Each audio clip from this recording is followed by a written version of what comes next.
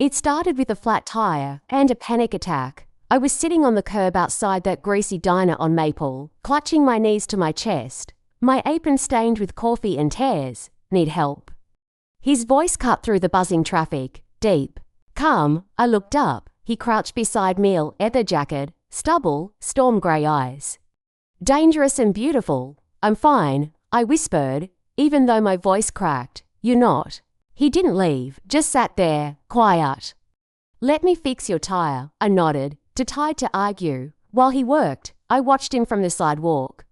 Confident hands, fast movements, like he'd done this 100 times. What's your name? He asked, standing up and wiping his hands on a rag. Elara, he smiled. Kian, that night, he drove me home. I didn't ask him to. I didn't want to be alone. Your place is small, he said, glancing around my studio apartment. Safe neighborhood, safe enough. He tilted his head. Doesn't look it, I laughed dryly. I can handle myself. He gave me this look like he didn't believe me. You shouldn't have to. I didn't know what to say. No one had ever said that to me before. We spent the next week together. Then 2, then a month. I don't remember the first time he kissed me, but I remember how it felt like silence after a storm. His hands were warm, steady. When we made love, he touched me like I was fragile glass, and he was trying not to break what was already cracked up one night, curled up in his arms. I whispered, I used to think love was yelling. Doors slamming, silent treatments, that's what I grew up with. His jaw clenched. Your parents? I nodded. You're not them, he said. And I'm not him. I'd burn the whole damn world before I let anyone hurt you. You already protect me. I smiled. It's enough. It's never enough, he said. He started picking me up from work every night. So you don't walk home alone, he'd say, sweet, right? Hey, I was going to meet Maurice for coffee after my shift. His eyes flicked up. Who's Maurice again? My co-worker.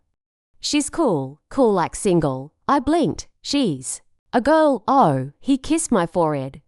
Just checking. One night I came home late. I'd stayed to help Maurice clean up. Kian was already at my place. You didn't answer my texts. I left my phone in the locker. Convenient. His voice was tight. Kian, it was just how I drove to the diner. Waited. You weren't there. I told you I had closing shift. You said you'd be done by 10. It's 10:40. I stared at him, my mouth dry. You're mad at me for working, he sore-funned. No, I just worrying. Things happen. I need to know you're safe. Something twisted in my stomach.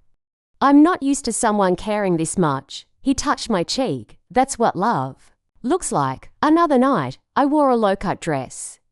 Kian's eyes scanned me top to bottom. You're wearing that. Is it too much? For who? Me or every guy out there? I looked down at myself. I thought I looked nice. I could change. He nodded once. Please. So I changed.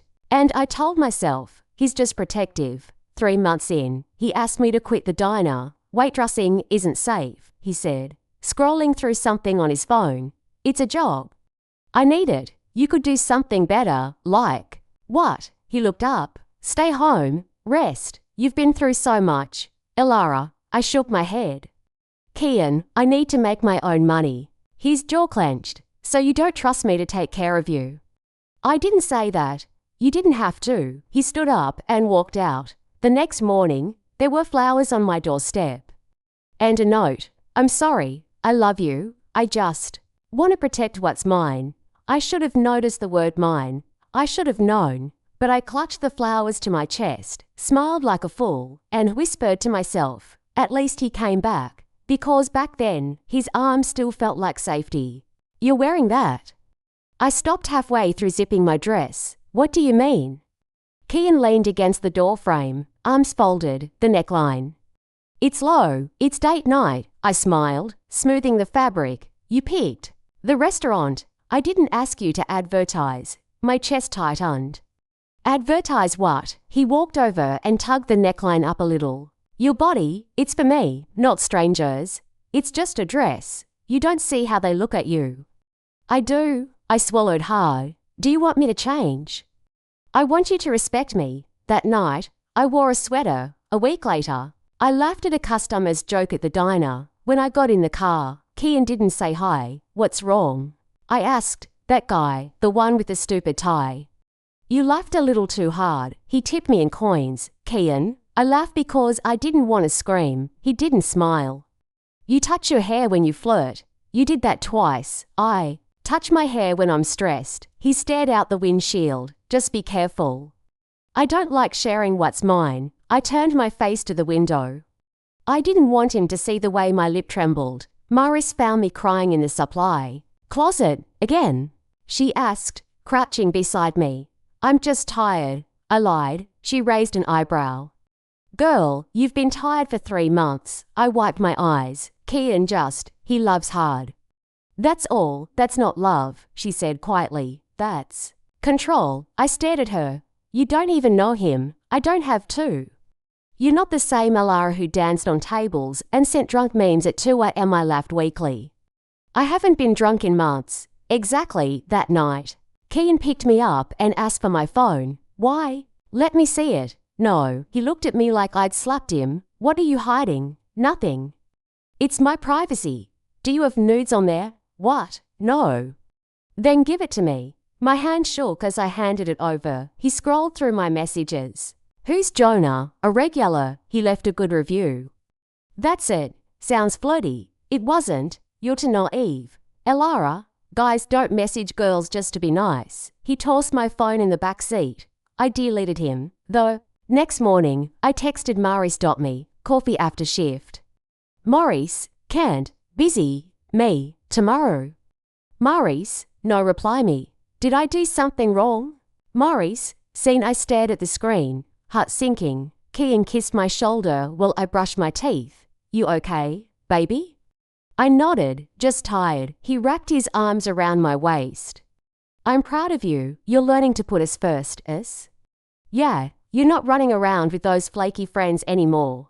You're grounded. I didn't say anything, just stared at my reflection. I barely recognized her later. He found an old photo on my Instagram. Why is this still up? He asked, what do you mean? You're in a bikini. Half the comments are from thirsty dudes. It's from last summer. Delete it. It's my profile. He handed me my phone. Then I guess you don't need me to protect you. I stared at him. My finger hovered over the delete button. He leaned in, voice low. Elara, please. I deleted the photo. He kissed me softly. Thank you. I just love you too much. You know. That night, we had sex like it was a war. His grip firm. His words sweet. His body claiming mine like territory. After, I curled into his chest. You won't leave me, right? He pulled the blanket over us. Never. I'm the only one who'll ever understand you. Maurice still hadn't answered my texts. I stared at her last message. Be careful who you trust. I typed a reply, deleted it, typed again. Me. I miss you. Delivered. Not seen. Kian, I said over breakfast. Do you think I'm too trusting? He looked up from his eggs. In some ways, yeah. I stirred my coffee. Maurice thinks I've changed. He smirked. Of course she does. You stop letting people walk all over you. She said. She thinks you're controlling. He froze. What else did she say? He asked. That I'm not the same. He leaned back in his chair. People hate what they don't understand. They want to keep you stuck where they left. She was my best friend. She was your past. I'm your future. I stared down at my plate. I just don't want to lose people. You're not losing anyone. You're growing. Later that night, I tried calling Maurice. The call didn't go through. Kian kissed my temple as I sat frozen on the bed. You okay, baby? Maurice blocked me. He tilted his head. Maybe that's for the best. Why? She wasn't good for you. She was always whispering poison. Making you doubt us. I didn't speak. He tucked a strand of hair behind my ear.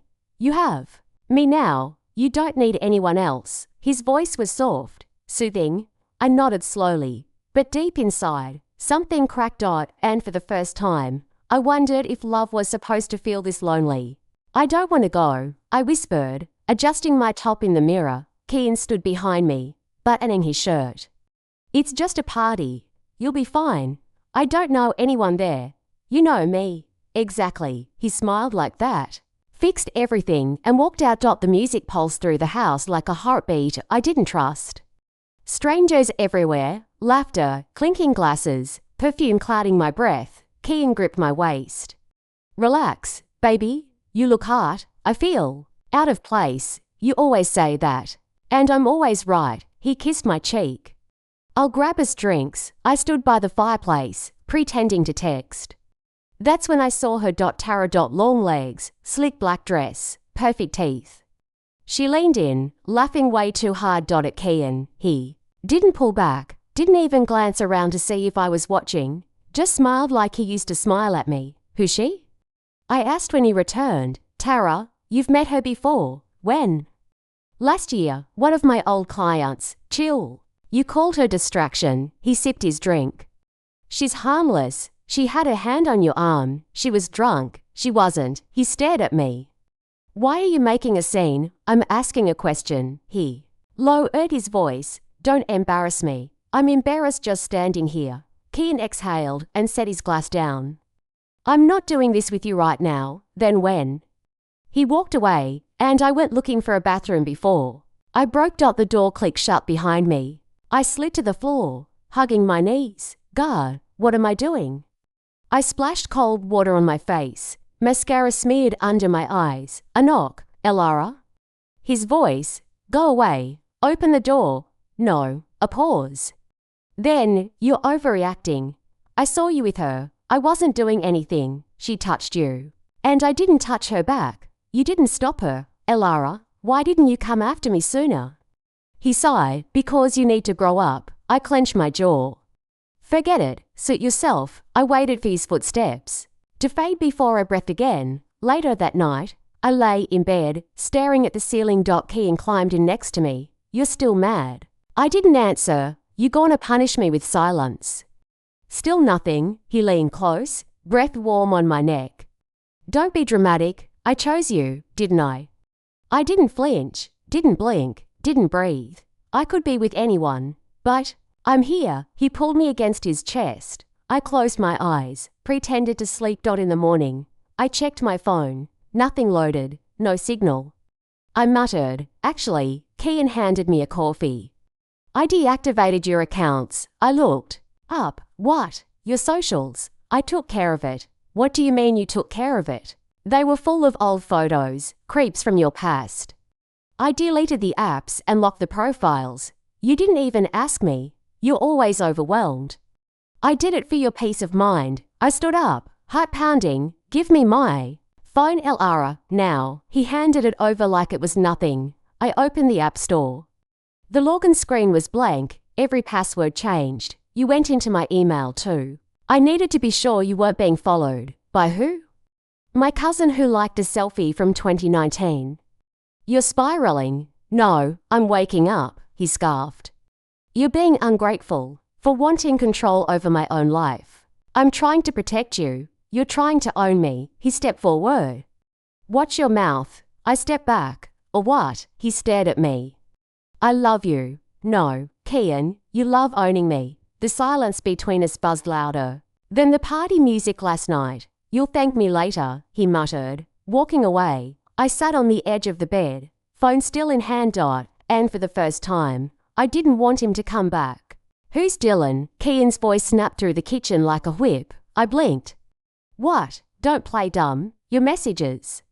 There's one from a guy named Dylan. I dropped my spoon into the sink. He's a co-worker from the diner. We were talking about shift schedules. You think I'm stupid?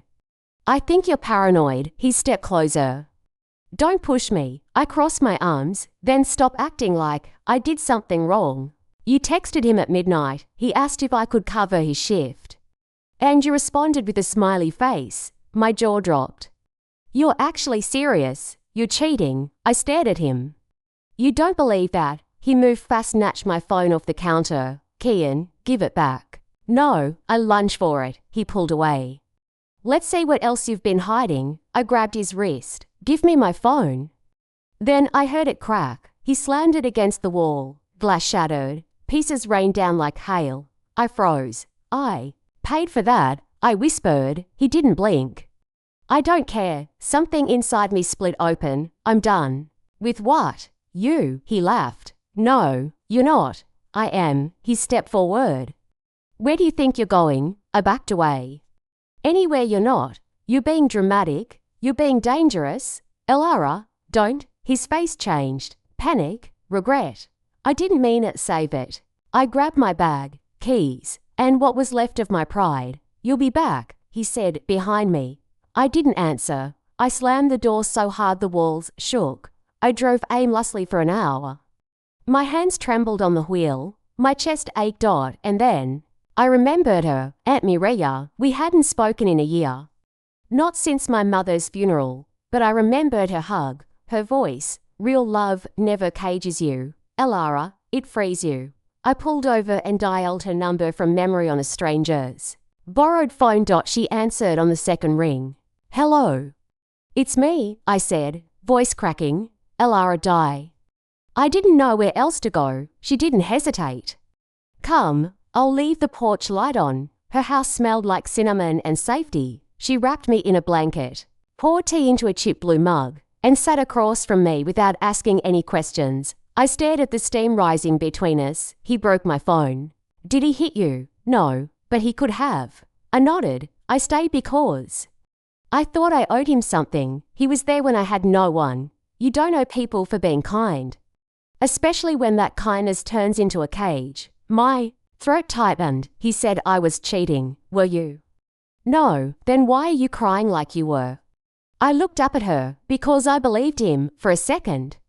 I really believed I was the one in the wrong. She reached over and took my hand. That's not love, sweetheart.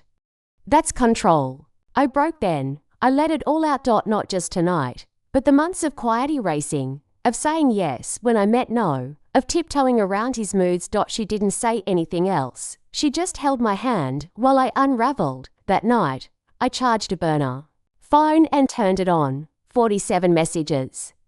10 voicemails, the last one played automatically. I'm losing it. Elara, come home before I do something stupid, please. I didn't mean to break it. I love you too much. That's all. Call me back. I stared at the screen. Then I turned the phone off. I didn't delete the messages. I wanted to remember how it sounded when desperation finally caught up with him. In Morella's guest room, I lay under a handmade quilt, watching shadows move across the ceiling. He said he loved me. He said I belonged to him. He said I'd be nothing without him. But here I was. Safe. Breathing. Still me. And for the first time in forever, I wasn't afraid.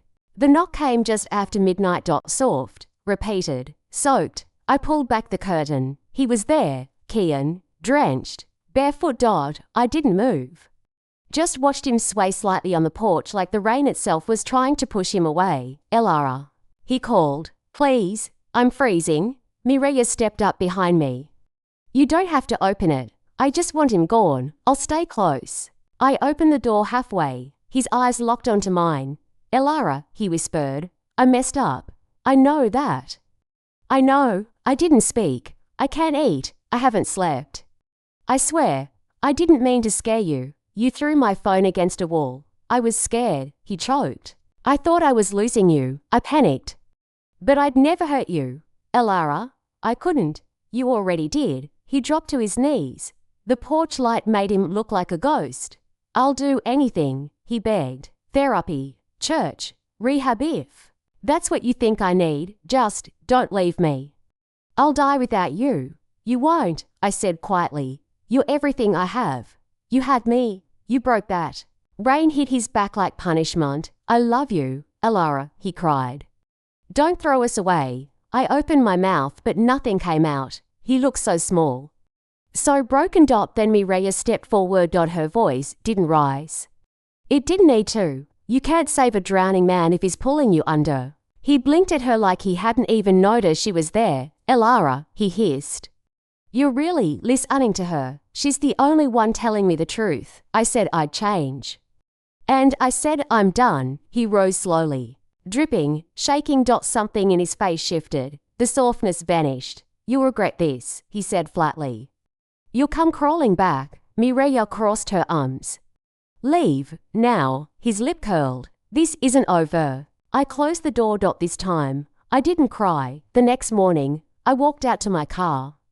The sun was too bright to clean for the night before. I opened the driver door, then I saw it, a tiny black box taped under the rear bumper. I peeled it off carefully and held it in my hand. Cold, silent, watching. I walked back into the house. Mireya looked up from her crossword tracker, I said, setting it on the table. She studied it like it was a live grenade. You sure it's his? I nodded. He said I'd come crawling back.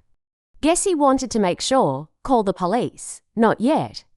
I want to know what I'm allowed to do first. Her eyes softened. You're thinking clearly. I'm thinking for the first time in a long time. At the legal counselor's office, the woman across from me didn't flinch when I said his name. She just listened. Has he threatened you? She asked, only with heartbreak. Has he stalked you? Not yet. She leaned forward. Then document everything, every message, every call. Take photos, dates, times. I nodded, writing it all down. Do you feel safe going home? She asked. I'm not going home, I said. She smiled gently. Good, that's step one. That night, I sat on the porch with Mireya, drinking tea I didn't taste. Thank you, I said. For what? For not letting me open the door wider. She looked at the sky. He would have walked all the way in, taken root, and convinced you it was love again. I almost let him. Almost is okay, she said. Almost means you didn't. I closed my eyes. I think the love story's over. She reached over and squeezed my hand. Then what comes next is yours. I quit. Mireya looked up from her coffee. You sure? I nodded. I can't go back there. He knows my hours, my route, my schedule. It doesn't feel safe. She pushed the sugar jar toward me. Then it's done. And I changed. My number. She raised her eyebrows. You really did. Knew Sim, knew everything. Well, Dan, she said, half smiling. Look at you. I didn't smile back. Not yet. But I felt it just beneath the surface. The silence felt strange at first. Not having to check my phone every 5 minutes. Not waiting for it to buzz. Not waking up in panic at 2 a.m. because I thought I heard it vibrate. It was just quiet. And then came the texts. Not from him, from everyone else. Girl, have you seen Kian's story? Drunk again, he posted some long-ass paragraph about betrayal and snakes. He's spiraling. You okay? I didn't answer most of them. I didn't need to. But Mireya glanced over one evening and caught the look on my face. What now? She asked. Someone sent me a screenshot. He got suspended from work. Public outburst. She sipped her tea. Still think it was love? No, I said quietly. I think it was a storm. And I kept standing in the rain thinking it was romantic. She didn't say anything. She didn't have to. I started journaling again. Not pretty entries. Not poetic, just raw stuff. He said I was too sensitive, too emotional, that I misremembered things. I stopped playing music around him. He said it gave him headaches. I once skipped a funeral to avoid an argument. Mireya knocked one afternoon and poked her head into the room. Therapist called back. They've got an opening tomorrow if you want it. I hesitated. Do I need therapy? You need a place to speak where someone isn't waiting to twist your words. That landed hard. I nodded. Yeah, okay, I'll go. The first session was awkward. I don't know where to start. I told the woman across from me. Anywhere is fine. I was in love. I think, she nodded, not interrupting. I thought he loved me too. But I don't think love should feel like fear. Still nothing from her. Just listening. I kept going. I stopped laughing around him. That should have been the sign, right? And just like that I was crying. 1 week turned into 2. Then 3. I cooked. I read. I walked barefoot on Morella's patio and didn't feel watched. The guilt began to fade. And one morning, while making toast, I laughed at something stupid on TV. I actually laughed. Mireya looked over her glasses. Sounded like joy, maybe. Don't downplay it. Fine, I said. It was a full laugh. She grinned. There she is. Then one day, my phone lit up. Private number. I let it go. Voicemail followed. Curiosity 1. I listened. Elara, please. I'm not okay. I'm not eating. I'm not sleeping. I need you, just call me, please. I stared at the wall for a long time.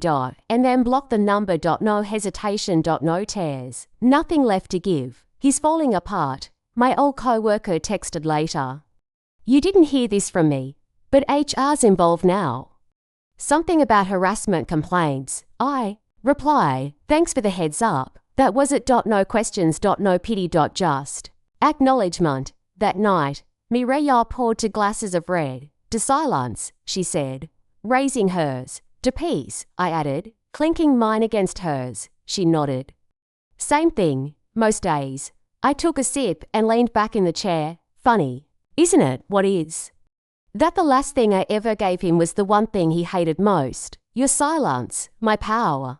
I still can't believe you actually did it, Mireya whispered, adjusting the gallery lights. Your name, on the wall. It feels weird, I said. Good weird, but weird, not weird, she corrected.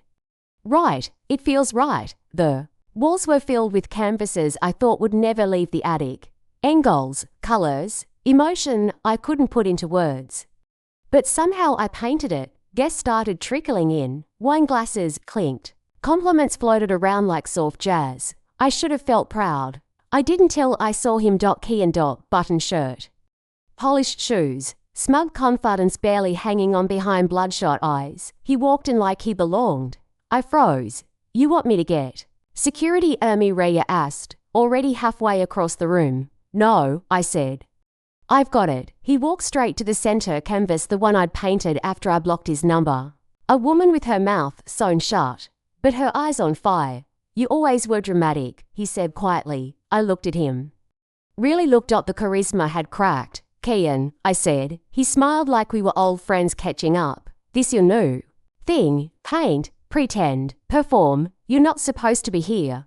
I'm not here to fight. His voice lowered. I just wanted to see you. Well, here I am, he chuckled.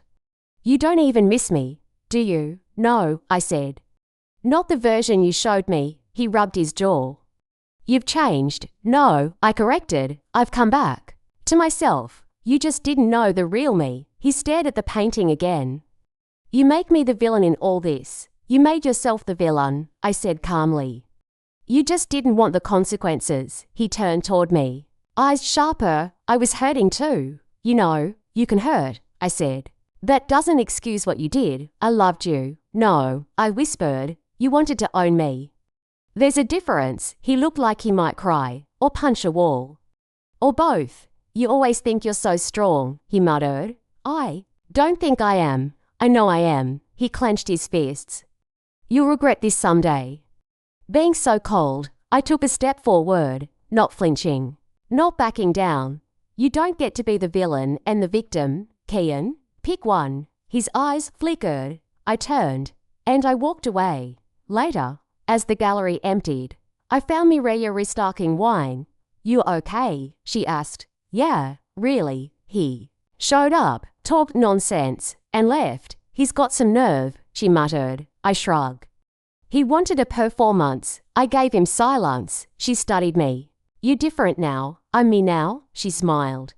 I'm proud of you. The next day, someone messaged me. He left halfway through the show, drunk, alone, didn't say a word. I just stared at the message. No ache. No satisfaction. Just stillness. I went back to the canvas I'd left unfinished, picked up the brush, and kept painting. I dipped the brush into orange, to bright. Mireya asked, handing me a second cup of coffee. It's a sunrise, I said. It should blind a little. She laughed and leaned on the railing. You've changed. I hope so. No, she said. Not hope. You have. Look at you. Morning paint sessions, no panic attacks. You even like your coffee black now. I don't like it. I tolerate it. She raised an eyebrow. I smirked. That's growth. She went back inside, mumbling something about toast. I kept painting the skyline dripping gold, the silence soft and clean. That's when I heard the mailbox click. I wiped my hands and went down barefoot. One envelope. No return address. But I knew the handwriting. I didn't open it right away. I carried it upstairs, laid it beside my paint water, stared at it like it might explode. It did and single quotes t. Later, when the canvas dried and my coffee went cold, I picked it up. His words were shaky. The ink bled in some places. Elara, I've started therapy. They say accountability's the first step. So this is mine. I hurt you. I didn't know how to love you. Not really. I miss you. I miss who I was with you. But I see now I broke that. And I'm sorry. I hope you're painting. I hope you're smiling. I don't expect anything. Just wanted to say it. Kian stared at the letter for a long time. Then I walked to the kitchen and Mireya. I called. She peeked in from the hallway. Yeah. Do we have matches? She didn't ask why. Just handed them over. Out on the balcony. I folded the letter once, twice, 3 times, lit the edge, watched it curl and crumble. The ashes rose like they knew where they were going. Mireya came up behind me. You sure? Completely, he sounded. Sincere. Maybe he was, I said. But I'm not a rehab for broken men, she smiled sadly. You sure you don't want to write back? I already did, I said, nodding toward. The ashes. We stood there as the wind carried them off. Later that week, I met Miss Raina again. You look different, she said, adjusting her glasses. I feel different, still journaling. Every day, painting, even more, she leaned back in her chair. And Kian, he wrote me. Oh, I burned it. She didn't flinch, just nodded. How did that feel? Final, like I didn't need his approval to heal, she smiled. You never did. A week later, I stood in my new studio, brush in hand, bare feet on cool tiles. Lena, the gallery owner, walked in, hands on her hips. I want the sunrise one for the front, she said. That piece glows. Take it, I said. She paused. You're not attached. I'm not attached to anything that cages me, I said. Not anymore. She tilted her head. You're going to be big. Elara, I can feel it. Maybe, I said, dabbing the brush. But even if I'm not, I'm free. She didn't say anything. Just nodded and left me to it. I painted until my arms ached. When the last stroke dried, I stepped onto the balcony. Same coffee. Same sky. Different me. I didn't need a man's hand in mine. I held a brush, and that was more than enough.